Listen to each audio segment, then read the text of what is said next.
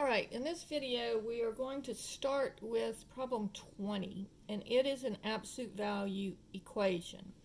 So remember, when you have an absolute value equation, the two lines tell you that you have two equations, because the stuff in the absolute value can be negative, and when you take the absolute value of it, it becomes positive.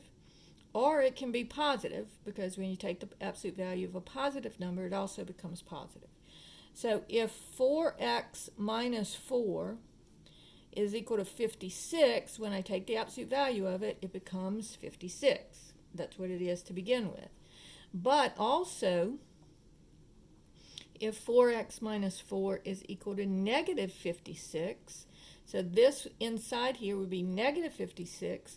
What happens when I take the absolute value of negative 56? I also get 56. So remember, two lines tells you that you're going to have to do two equations. And you get very little credit for working just one of the equations. If this is like a 5-point problem, you only get 1 point for solving it if you do not put this part of it down there. Okay? All right, so I'm going to solve this. I'm going to add 4. And I get 4x is equal to 60. And then divide both sides by 4. And I get x is equal to 15. All right. So over here, I'm going to add 4. And I get 4x is equal to negative 52. And then divide both sides by 4. And I get x is equal to positive divided by negative. Negative divided by positive is negative. And then this would be 13.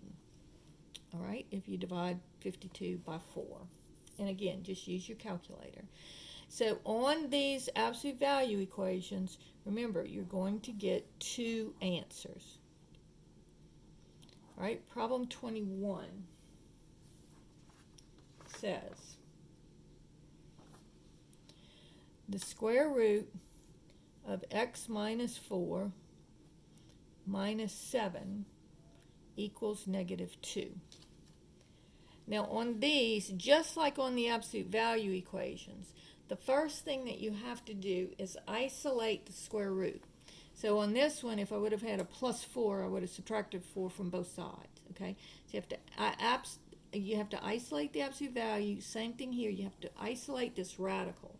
So before I start worrying about the radical, I need to get rid of this minus 7.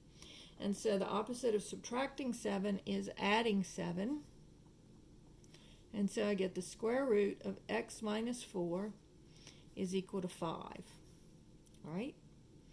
So now I'm trying to get the x by itself, so I need to get rid of the 4 and the square root sign. So since a 4 is with the x under the square root, I have to get rid of the square root sign first. So I'm going to take the square, I'm going to square both sides. So I get x minus 4 is equal to 25. And then I'm going to add 4. And I get x is equal to 29. Now, we need to check these answers on absolute value equations. We do need to check them.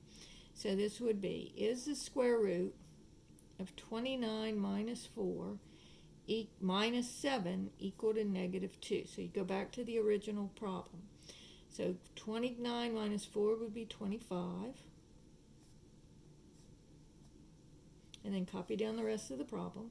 And the square root of 25 is 5 minus 7. And that is equal to negative 2. So it checks.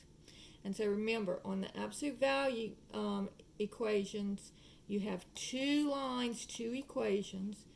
And on the square root problems, you also have to check your answers. All right? And you always have to isolate either the absolute value or the square root, like I did here, by adding 7 to both sides.